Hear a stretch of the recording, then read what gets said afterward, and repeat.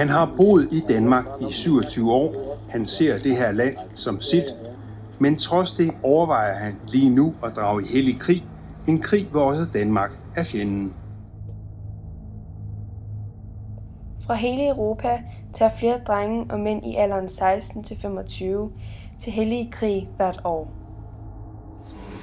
Brødre og søstre, Allah subhanahu wa ta'ala, han siger i Koranen, dem som emigrerede og stræbte med deres penge og dem selv i fi sabilillah i Allah subhanahu wa ta'alas navn, de er det succesfulde. Så kommer vi det succesfulde.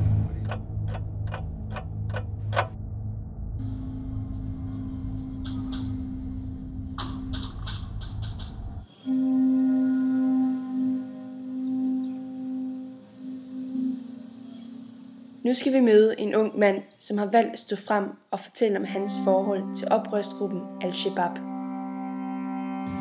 Det hele begyndte en aften, jeg var i byen.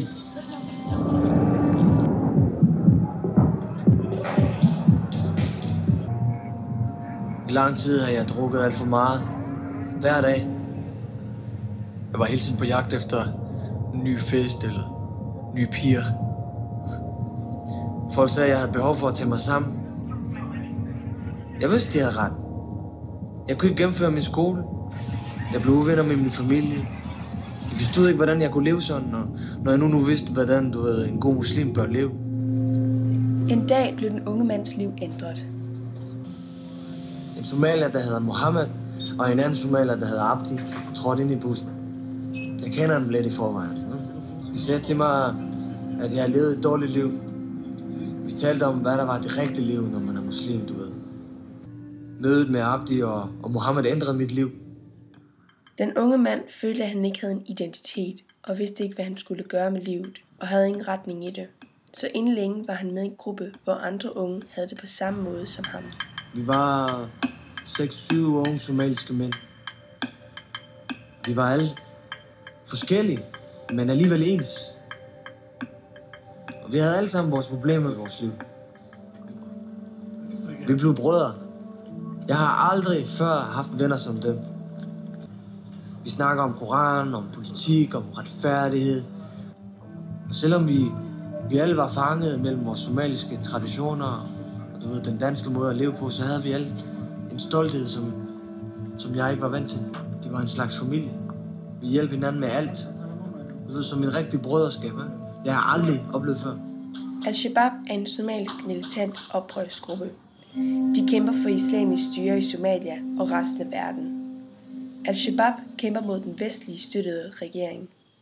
Et af deres våben er selvmordsangreb mod civile mål. Det kristne land Etiopien havde invaderet Somalia, som er et muslimsk land. Jeg vil gerne kæmpe for retfærdighed for mit folk. For mig var Al-Shabaab en flok unge mænd, der ville befri deres land. Slås for alle somaliernes rettigheder.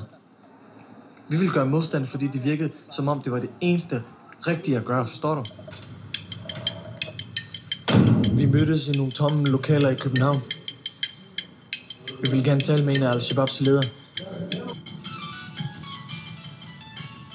Så ringede han, den højstående Al-Shabaab-kriger Fuad Shangoli, som har boet i Sverige. Nu er han en af de helt store i Al-Shabaab. Vi lyttede til ham. Han fortalte os om, hvordan Al-Shabaab er, og om kampen. For alle i gruppen, der var det var et meget stort øjeblik. Vi sad der og talte med en af lederne. Etiopierne, de var helt ud af Somalia. Det gjorde, jeg kom i tvivl. For hvis landet ikke længere var besat af de kristne, hvorfor skulle jeg så ned og kæmpe? Andre i gruppen var ikke i tvivl. De ville stadig kæmpe for deres land, selvom det ikke længere var besat. For dem var det en kamp, der fortsatte. De prøvede på at overbevise den unge mand om, at kæmpe for Al-Shabaab og Somalia var det rigtige. Men han var stadigvæk i tvivl. En dag var der en fra gruppen, der sagde, at han havde fortalt alt til politiets efterretningstjeneste. Fra den dag, der eksisterede gruppen ikke længere. Altså, ingen af os skulle jo rigtig overskue, hvad det egentlig betød. Vi pakkede bare sammen og gik hver sit.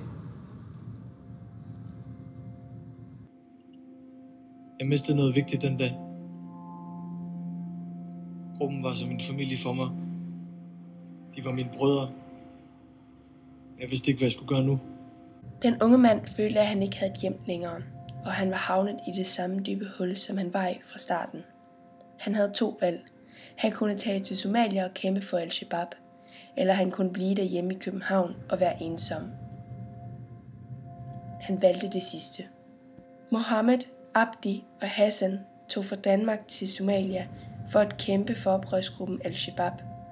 Men den unge mand var selv alt for svag og usikker til at tage derned. Der er mange, der er stolte af dem. Deres forældre, fine folk og Somalia. Der er mange unge læger fra Somalia, der har fået en uddannelse, og det skal fejres. Det er en stor dag for Somalia.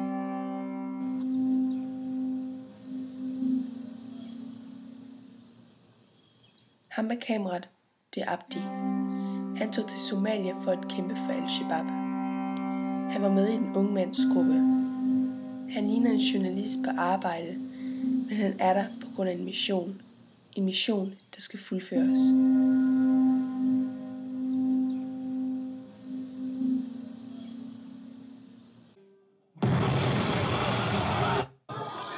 Abdi var martyr og dræbte 24 mennesker i en selvmordsaktion. Pludselig var en af den unge mands bedste venner væk. For ham var han stadig en af hans bedste venner, men han kan aldrig tilgive ham for den gjorde. Han dræbte så mange uskyldige mennesker. Det han gjorde her, ikke? Det fik mig til at gå helt ned. Når jeg ser de her billeder, tænker jeg vil aldrig dræbe mine brødre og søstre.